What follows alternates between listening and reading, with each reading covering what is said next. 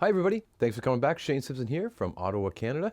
This is Just Licks, our second installment, and it'll line up with a RutBuster video number 3. I hope that's not confusing, but we did a slow kind of jazzy blues in a RutBuster Series number 3, and these are some ideas to help you navigate those new chords, if they were new to you, kind of adding a jazz sensibility to a standard traditional blues. We talked a bit about some of the new chords, some of the chords that are traditionally not in a standard blues, but are in jazzy blues.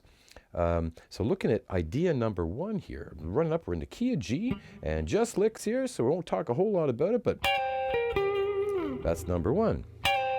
And slowly, I've got, it's a double stop idea. I love this. You'll hear it all the time. I've got my pinky here on the 15th fret, my first finger here on the 13th fret of the B string. So 2 notes, but I'm also going to put my middle finger here on the 13th fret of the B string. So there we go, and I'm going to pull him off. So I'm going to strike both strings and pull them off. There we go. And I'm going to resolve that on the 15th fret here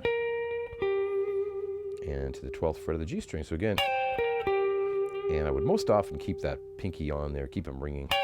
There we go. That is idea number 1. That should sound good. Idea number 2, we're kind of still using that same basic form there, but I'm going to walk up this way.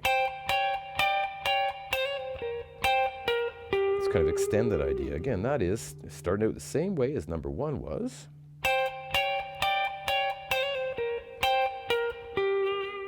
There we go. So if I combine the two, here's number 1 and number 2.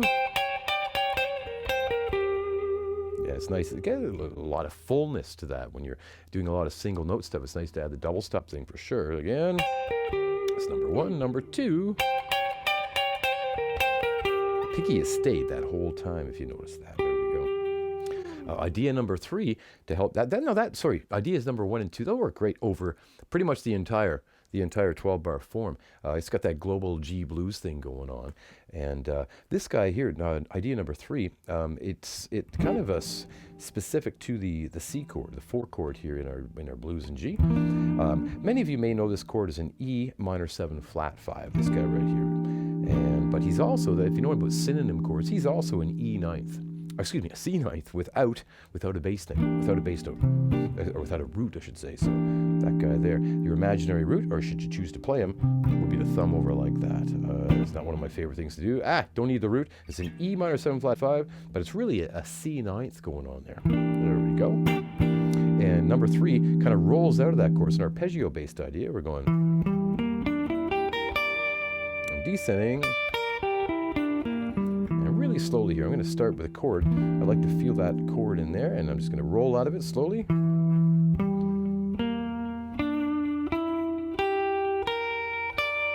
And I'm going to pull off there. My C ninth, based in time. The progression is going back to G. Yeah. Now idea number 4 is there's a C sharp diminished 7th in the latter half of bar number 6. That is traditionally not in your standard blues. So we could, the really neat thing you can do on that really normal idea here, I'm going to run up to the 11th fret here on the D string and play this arpeggio. Again, 11th fret, 14, 12, 11, 14, 12, and 15. C sharp diminished 7th. It's based off that chord, if you know it. The chord itself is the 11th fret, the 12th fret, the 11th fret again, and the 12th fret. So 11, 12, 11, 12. Diminished shape going on there, diminished 7th shape, I should say.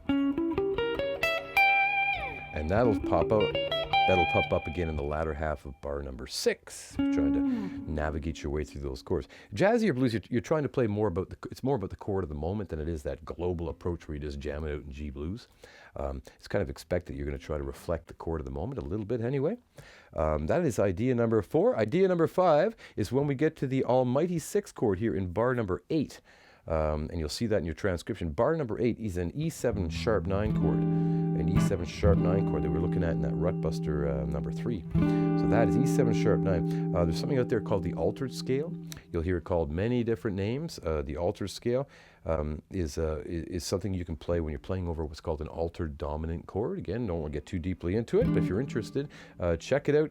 Dominant chords, altered dominants. You can use something called the altered scale. You'll also hear it called the super Locrian scale, the diminished whole tone scale, and the seventh mode of melodic minor, if that's not enough to keep up with, but it's all the same scale. And it gives you all these wonderful notes. You get a flat 9, a sharp 9, you get a sharp 5, you get a flat 5, a flat 7. It's lots of juicy notes in there to give it a lot of tension to resolve down a fifth. So idea number 5 here is this guy.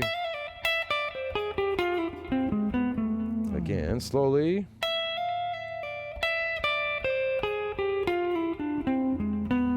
Just one more time, even slower than that.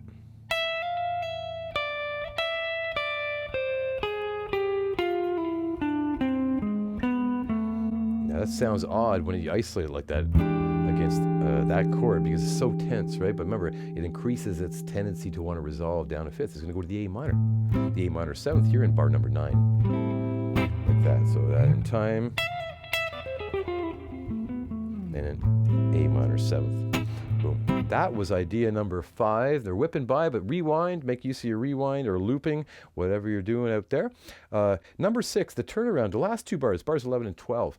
That's turnaround country for sure. And this is a really normal kind of jazz turnaround that you'll see and hear all over the place. It's this guy here, slowly.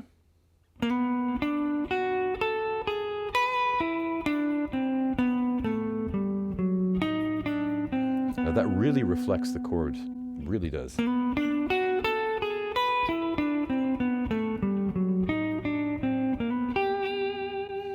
we go. That was idea number 6 in the turnaround. Let me throw the loop station on. If you'd like a copy of this backing track, email me, simpson.shane@gmail.com. I'm going to get them up on the website and everything, but until I get all that going on, simpson.shane@gmail.com. Send me an email. I'll send you the backing track so you can play along, do exactly what we're doing here. So this is now we're in 12/8 here, 12/8, which is a nice way to play a slow blues. It's got a triplet feel, like 1, 2, 3, 4, 5, 6, 1, 2, 3, 4, 5, 6, instead of a really slow 4. So here it comes. We're going.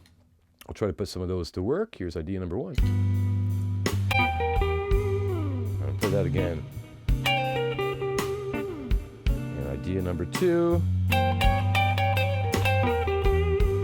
And again. Here is idea number 3 over the C. Diminished coming up. That was idea number 4. And here's idea number 5, kind of over the E. I'll go back to idea number 1.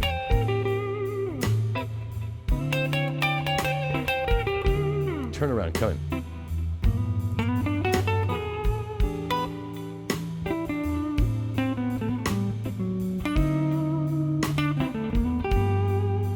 Okay, number 1 again. Number 1 again over top of that C. Number 2.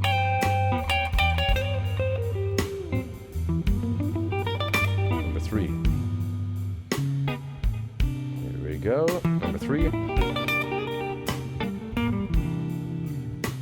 Diminished here. Number 4. Number 1. E7.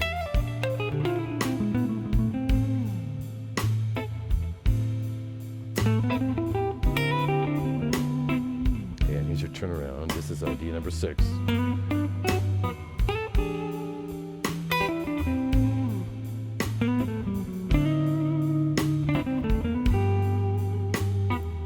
Yeah, the idea is it can feel kind of stiff trying to insert lick number 1, lick number 2, lick number 3. I hope that you'll take them away. You have to play them enough that they become your own.